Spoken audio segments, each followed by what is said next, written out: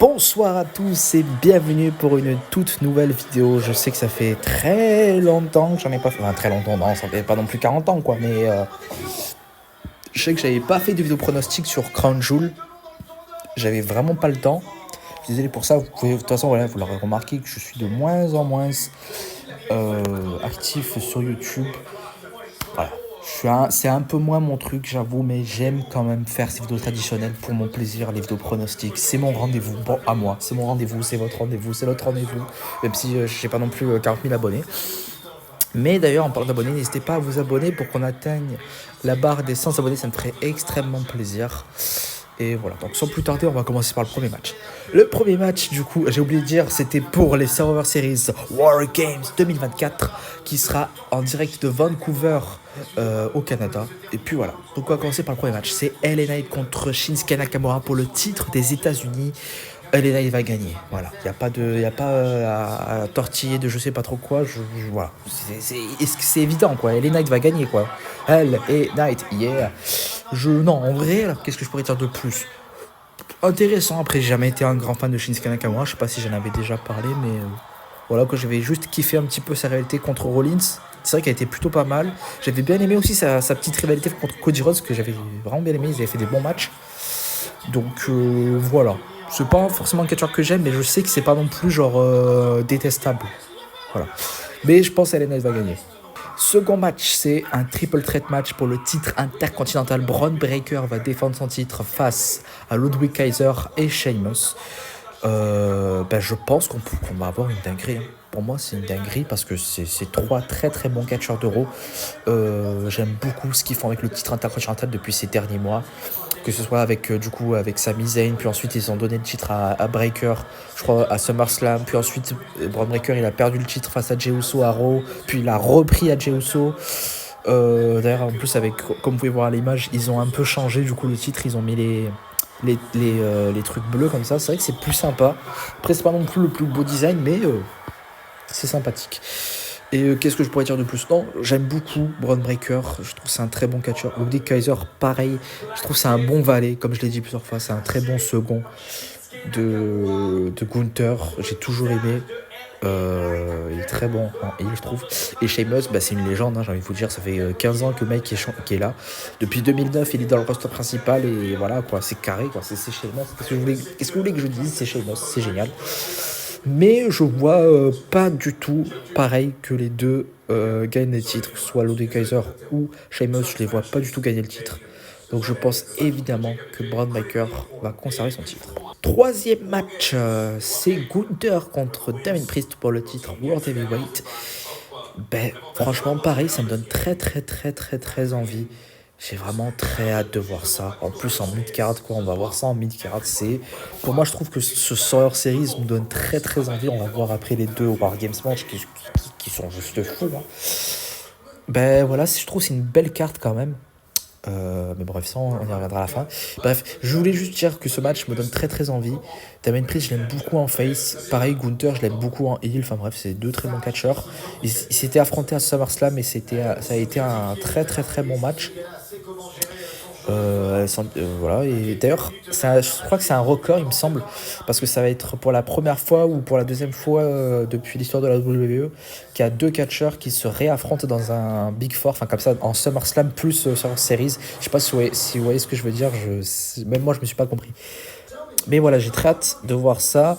Je sais pas non plus la rivalité de l'année, mais voilà, je pense quand même que Gunther va conserver son titre, hein, je ne le vois pas du tout perdre son titre, je le verrai au moins limite champion jusqu'à WrestleMania, voire plus. Même si Damien Priest gagne, franchement, ça ne me déplairait pas, j'aimerais beaucoup le voir champion. Quatrième match, c'est le War Games féminin, donc la première team, c'est la team de la championne du monde World Women's, Liv Morgan, avec la championne de la WWE, Nia Jax, avec la Miss Money in the Bank, Tiffany Stratton, Raquel Rodriguez et Candice LeRae. Contre du coup la team de Bianca Belair, la moitié des championnes par équipe, Rhea Ripley, Bayley, Io Sky et Naomi. Donc ne me demandez pas pourquoi il y a Candice LeRae dans un War Games match, je sais pas. Je sais pas c'est quoi, ça a été quoi vraiment l'idée de ce match. Mais voilà. Non, en vrai, sans me moquer, ça me donne très envie quand même. Même si je suis pas non plus grand fan de ce qu'ils font ces derniers mois avec la division féminine, c'est pas foufou, je trouve ça perd de qualité. Mais voilà, ça a l'air d'un bon Wargames sympathique pour nous préparer au main event, qui va être juste énorme. Mais je pense qu'en vrai, les Faces vont gagner. Voilà, Rhea Ripley, Bianca Belair, je les vois pas du tout perdre. Donc je pense que les Faces vont gagner. Et le main event. Est-ce qu'on peut pas faire plus qualitatif que ça, s'il vous plaît? On peut pas faire plus qualitatif que ça en main event, quoi. C'est juste énormissime. J'ai trop hâte de voir ça. C'est la OG Bloodline contre la Bloodline 2.0.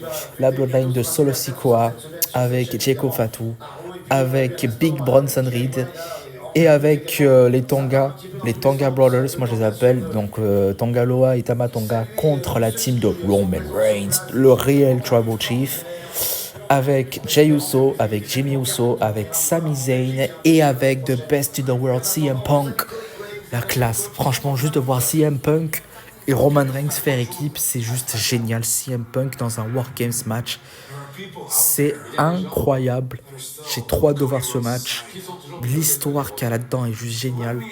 Le retour de Paul Heyman la semaine dernière à SmackDown était juste génial.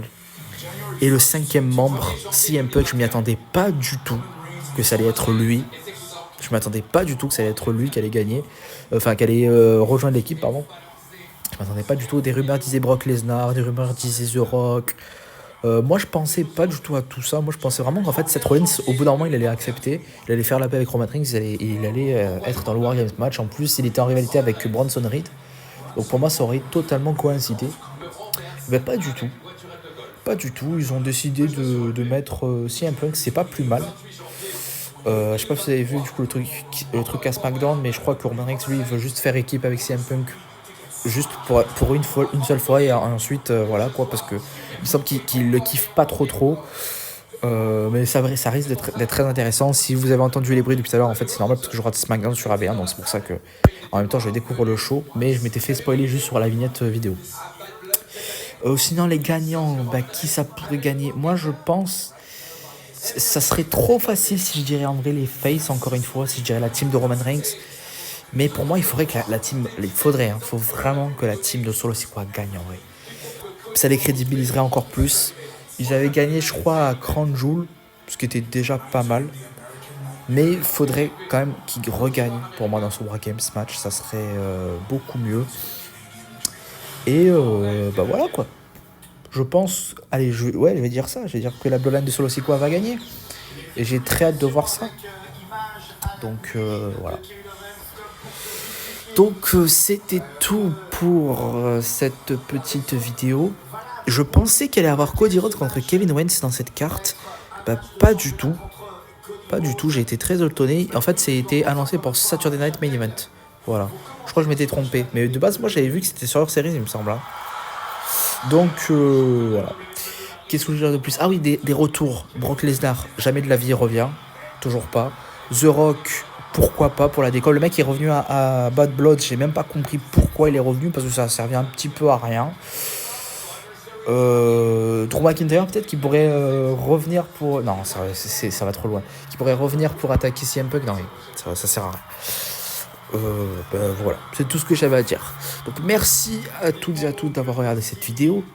N'hésitez pas à liker, à commenter, à partager. S'il vous plaît, abonnez-vous pour qu'on atteigne la barre des 100 abonnés. Ça me ferait extrêmement plaisir. Sinon, nous, on se retrouve d'ici, je crois, le 14 décembre pour les Saturday Night Main Events, mes pronostics pour ce pay-per-view. Et puis voilà. Donc, c'était Rebelle 14. Et moi, je vous dis ciao.